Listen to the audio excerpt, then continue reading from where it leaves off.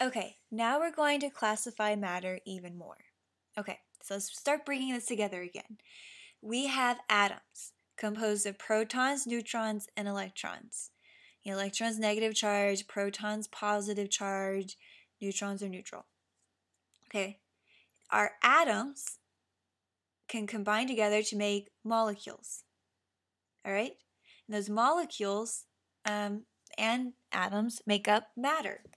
Okay, now our atoms and our molecules can be solids, liquids, and gases.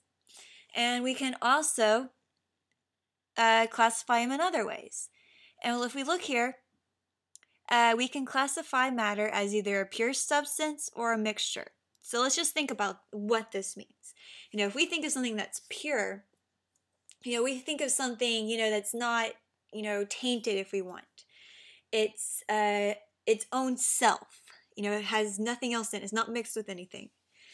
First is a mixture. All right? A mixture obviously is mixed with things. It combines different elements together. Pure meaning the same, mixture meaning different. Okay? So let's look at these further. So pure substance can be broken down into either an element or a compound. So make this into the bigger view here. Okay, so pure substance is something that cannot be broken into a more simple substance. Okay, it's its own pure self. It's not combined with anything. So let's think, is it an element? All right, now let's look what an element is. An element is made up of one type of atom. Some elements found as multi-atoms or molecules in nature, okay? So it's only one type of atom. This is an element. So it's only made up of oxygen, only made up of carbon, only made up of nitrogen. It's not combined with anything else. You combine these together to make compounds. Okay, so we'll look at compounds here in a minute.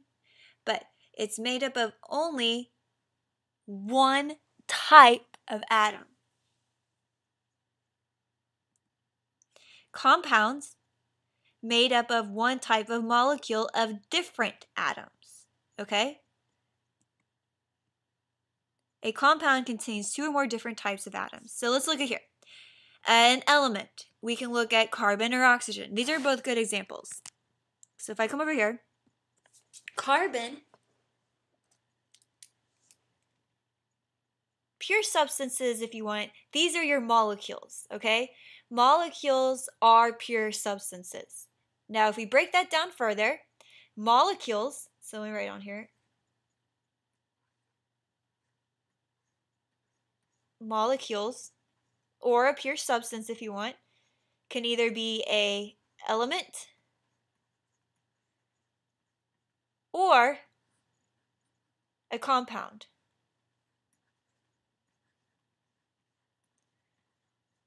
All right? An element is made up of one type of atom. So this would be carbon. Carbon exists as just C. Or oxygen. Oxygen actually exists as O2. So the oxygen we breathe is actually two atoms combined together. But do you see, if I have a single atom or if I have two atoms, okay? Do you see, either way, they're both they're both the same atom, okay? So carbon is made up of just carbon. Oxygen, even though there's two of them, are made up of just oxygen. Okay, so only one type of atom. There's also, if I just bring it up, phosphorus. Phosphorus actually exists as P4. Oops, I'm not sure why that looks weird. P4. All right? So, do you see it's still an element because it's only consisted of 4 phosphorus.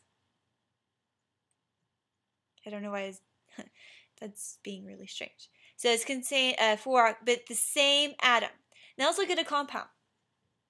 If I come over here, let me actually change the color so I'm not confusing you. So come over here. A compound might be H H2O. Now, water is a pure molecule. It's not mixed with anything. Water is water, okay? This is considered a compound because it's made of two different atoms. It's made up of hydrogen and oxygen, okay? Another compound might be CO. It's made up of carbon and oxygen. Let's look at sodium chloride, okay? Sodium and chlorine. Do you see, if we look at the atoms, these are made of different atoms. These are always made up of the same atom. These are both molecules. Well, molecules whenever you have at least two atoms joined together. Okay, so molecule implies two. This, if it's by itself, it's just considered a single atom, but this is considered a molecule. Hopefully that makes sense, okay? So if you're just an atom, you're by yourself. If you're a molecule, you have at least two atoms, okay? Now the atoms could be the same atoms, and it's still considered a element, or a molecule can have different atoms in it, and then it's a compound. All right, so those are pure substances / molecules, if you want. Now let's look at a mixture. You come back to the PowerPoint. A mixture is a substance made by combining two or more different materials without a chemical reaction. So you're not making something new, you're just combining different things. It can be broken down by heating, filtering, dissolving. Can be separated. This is very important. So you have no chemical reaction that takes place. Okay? So the examples of these would be like sand, sugar, tea. So if I combined, let's say, two compounds together, so I'm combining compounds, that's a mixture. So like, let's say I combine water and salt. This is salt, this is water. Now if I combine those together, right here, combine them together, now I've made a mixture. All right, and that is salt water, okay? But can I separate salt water?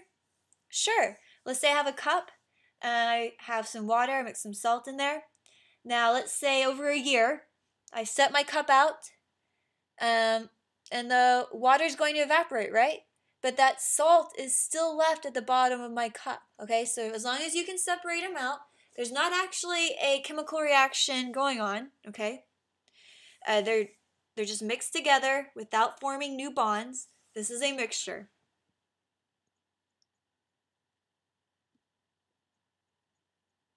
Let's come back to the PowerPoint. There's two types of mixtures. There's heterogeneous and homogeneous. Okay? A heterogeneous is made of multiple substances whose presence can be seen. Okay? Portions have the same different composition, portions sample have different composition and different properties. Okay? So let's think about heterogeneous. Let's look at sand. Sand is a good example. Do you see, if you had a big thing of sand in your hand, you could see the different colors within the sand because sand itself is a mixture. You know, if you have a salad's a good example of a mixture. So in your salad, you might have lettuce, tomatoes, and cheese, let's say. But do you see that you can see all the components through it? There's different compositions and different properties. You know, if I took one bite of the salad, not only can I see the components, but, you know, my first bite might have, tomatoes and lettuce in it. Okay, but my next bite, I might actually have only cheese and lettuce in it. You know, so there's different compositions based on where I take my bite. All right. Then there's a homogeneous, and this is made up of multiple substances, just like before, but it appears as one substance, and this has the same composition properties throughout. Okay. I drink a lot of hot tea, and I like to put sugar in there. Okay. Now, if I have, my hot tea and I mix up some sugar, it still looks like tea. It just still looks black, right? Or brown, really. you wouldn't really be able to tell I had sugar in there until you tasted it, right? Because it looks the same throughout. You can't really see, the little sugar particles. And no matter what part of the tea I'm drinking, if I'm drinking, assuming I mix it up well, the bottom of the tea or the top of the tea, it's all going to taste the same, okay? So that's homogeneous. So heterogeneous is different, okay? So it's going to look different throughout. It's going to have a different composition throughout. Okay, now think about salad. Salad's a good example. Homogeneous mixtures, this is whenever it looks the same throughout. Okay, think about tea with sugar in there. Okay, or you could look at water and sugar. If I mix them together, it still looks like water. Right, so that's the difference. Okay, so we have, if I come back here, a pure substance that can either be an element, which is made up of one type of atom, a compound, which is made up of two or more different atoms, okay? And over here on the other side, you could have a mixture. Now, a mixture is when you start combining compounds together without making a chemical reaction, okay? So you can still separate these. So this would be a heterogeneous, which is like your salad. You can see the different components. Or homogeneous, where it looks the same throughout. All right? So that's all of the classifications of matter. Let me really quick go over the methods of separation. So with this, you're able to separate mixtures out. Okay? There's evaporation, distillation, filtration, and decantation. Okay? Evaporation, we just talked about before, as you have liquid to gas. A volatile, meaning it can evaporate, is evaporated into the mixture, from the mixture. So think about salt water. Water is a good example. Water can be evaporated, right? It goes from its liquid state to its gas state by itself. You don't need to do anything to it. You sit there and it will go into a gas on its own. Okay? Distillation. This is whenever you separate mixtures based on boiling points. So let me pull up here.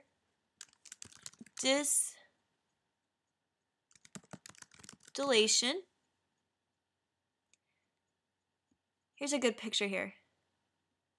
This is what a distillation looks like.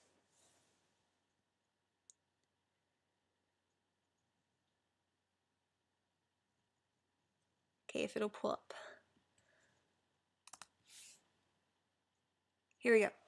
So this is called a round bottom flask here.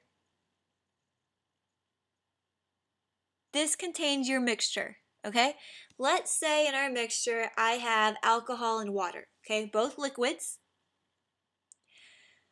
Water boils at 100 degrees Celsius, okay? And let's just make up a number for alcohol. Let's say alcohol boils at 50 degrees Celsius, okay?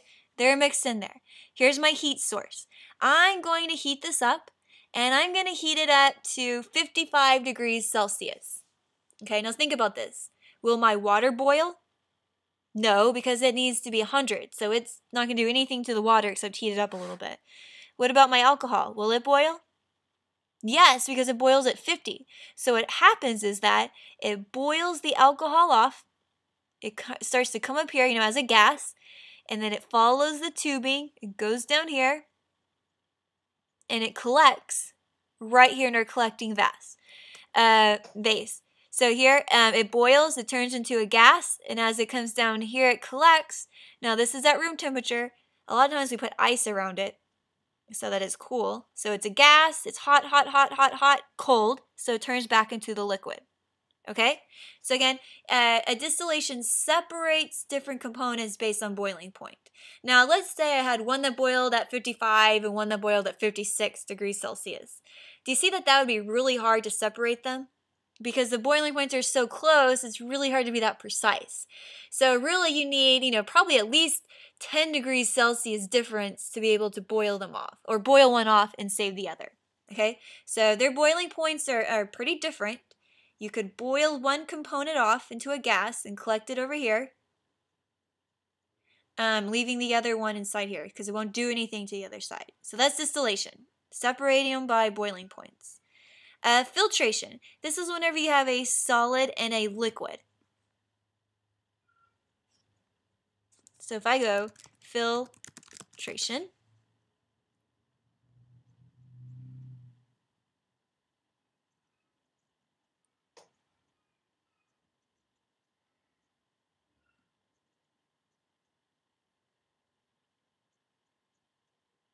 okay.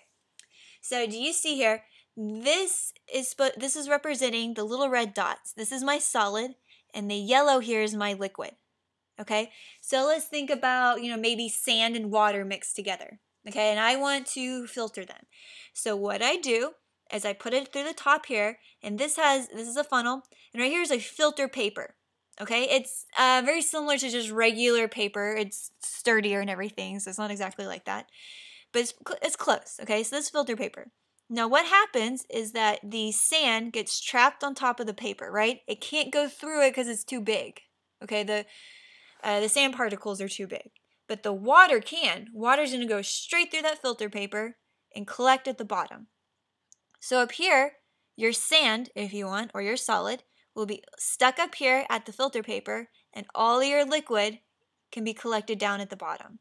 And that's filtration. So basically, if you're going to separate any solid from a liquid, you're going to filter it.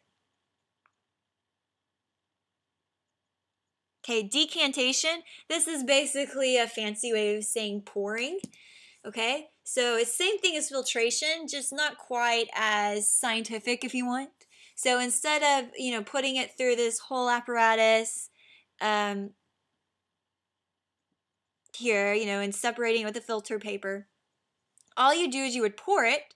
Have you ever, maybe you had noodles with water.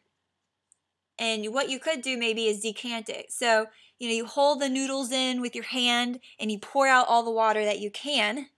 But you don't actually use a filter paper or anything like that. Okay. You're just you're just kind of pouring the water out. That would be decantation. Filtration is very similar, if you use a colander thing, to separate water from the noodles. Okay, so those are the different ways of separating different states, different mixtures, okay? So again, you have matter. It could be a pure substance. There should be an element or a compound. Okay, or you can mix those together and you get mixtures.